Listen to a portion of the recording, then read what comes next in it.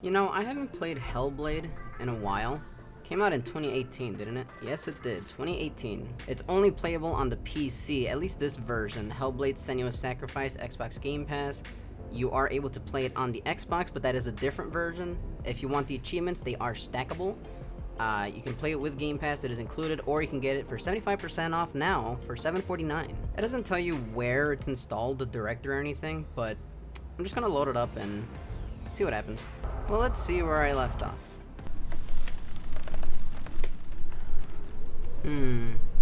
Doesn't seem like I'm very far into game. Ah.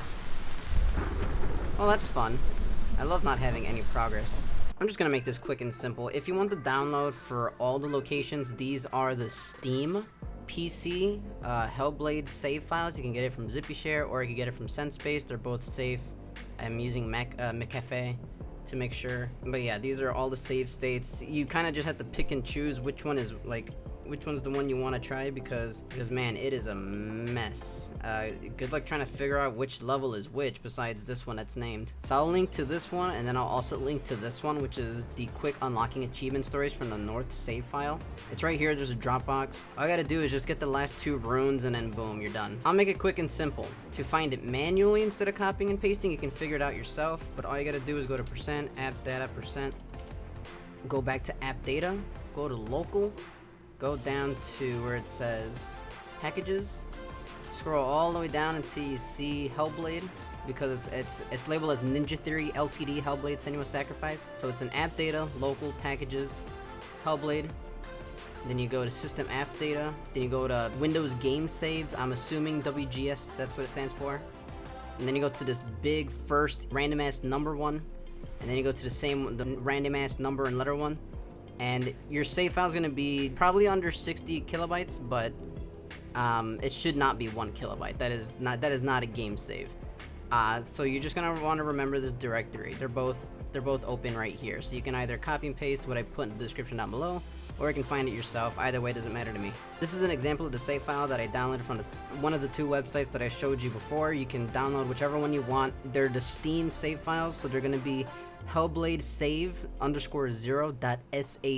So you grab the save file, drag it in here, and what you do is you copy and paste the name of this save file because that's your Windows one. This one's 647 kilobytes. This one's the one at the very beginning of the game.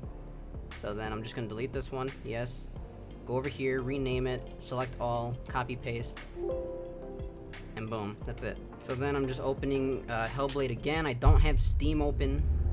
So this is on my Game Pass Windows PC. If you wanted to do the vice versa, take your save file from Xbox Game Pass PC and put it towards Steam. Just do the same thing, just name it to Hellblade save. You just do the exact what I did right now, but just in reverse, and you look in your directory to see where Steam saves their games. I don't know where Steam saves their games because I don't use Steam. Oh wow, this looks a lot better. I have somehow made so much more progress. I wonder how many runes I need to collect. Oh, well, that's nice. Only 2. So this is just a game save state, and then the actual settings of your game is in, if I go back, it would be in local state, Hellblade game, saved, config, UWP, and it'll be in the game user settings. So set your settings on Game Pass PC, however you want it to be, however you want the graphics to be, however you want the audio to be, blah blah blah blah. Exit the game, and then go to the actual other directory, SystemAppData, WGS, whatever the fuck this is, and then copy and paste the name of this save file, because this is what Windows 10 names their Game Pass save files as. Quick and simple. Does it unlock achievements? I have no idea. I'm gonna try that out right now and let you know if it works or not. This is the room you come from, and then you go down. You crawl through that little hole right there, and then you end up in the room I was just in. But the other room is all the way up here. And boom, I got the achievement, which you cannot see for some goddamn reason. Right here, collect all of the lorestones. 6/11/2021. I have not played this game since 3 months ago, apparently. Oh yeah, because of the Gamerscore Challenge monthly thing. Load the save, get your achievement if you're just missing this one, and then obviously you're gonna wanna load the other save states to meet hell on the bridge for the first time, blah blah blah, ABC 1 2 3. The other thing you could do is go to Hella, actually finish the game, because that's another achievement. So I'm trying to sort through all the save files that this guy made. They are not in order, they are not labeled, and some of them do not work.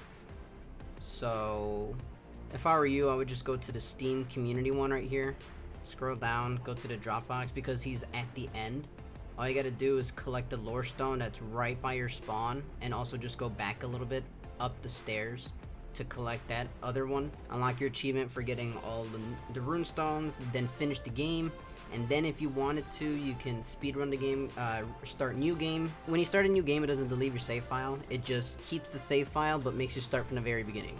There is no chapter select. There is a mod that allows you to chapter select, but I was trying to use it, and it's a little wonky. It works, you just gotta do the same exact thing with the directory. So yeah, just get this one.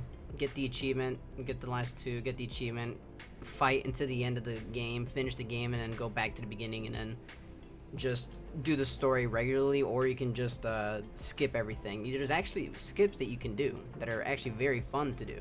So this is an example from the beginning of the game where you're coming up these stairs. There's ways that you can speedrun the game. You don't actually have to like do everything. So when you're climbing the ladder, here's what you can do. It will get really annoying, but keep doing this.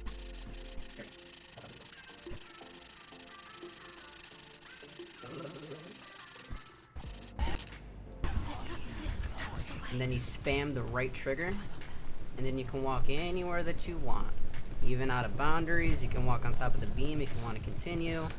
You can go pretty high, but you just kind of have to just press the right trigger. What the right trigger does is it makes you fall like this, because it's doing the right trigger is the focus, right? So if you're trying to focus in midair, the game just kind of freaks out. So I went from the ladder over there, skip that door. You can even glitch through that door. Any door that you don't have to go back through, you can glitch through it. You can either spam the escape key or press the start button over and over and over again. Okay, so you cannot go through the bridge, at least I never tried. You probably can actually, like I said, I never tried. But you just keep tapping the right trigger, spam it. Make sure you're walking in a single direction. If you have to adjust where you're looking at, use your stomach or too bad, too sad, I guess. Aim straight. There's some shadows there. There we go. So now, we skip the animations over there that introduces the mechanics of the game. But this door is not open.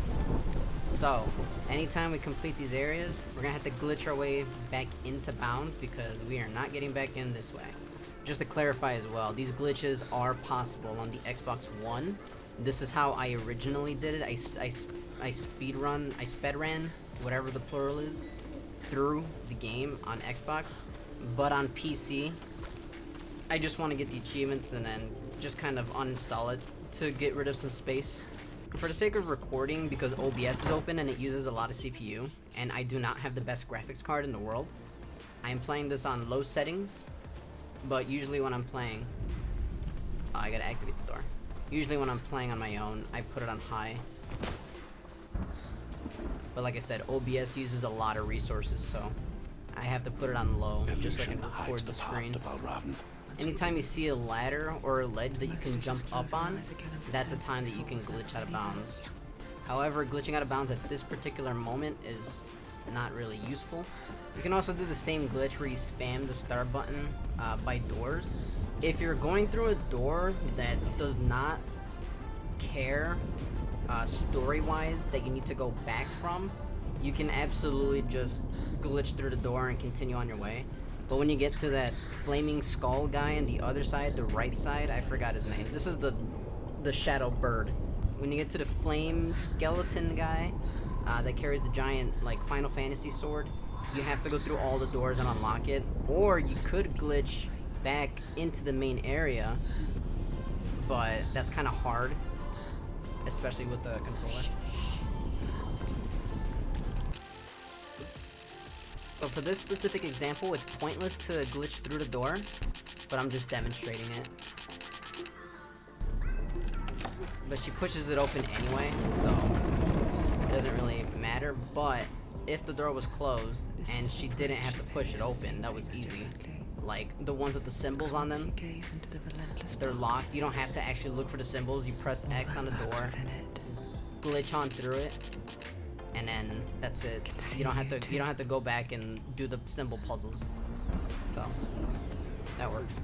Everything will be in the description below. Looking at the directory, the save file that I downloaded, the other one's a little bit janky and a big mess, but you can still use that one. Rename the file to the Microsoft save file with a bunch of strings and with a string of numbers and text. And yeah, that's it.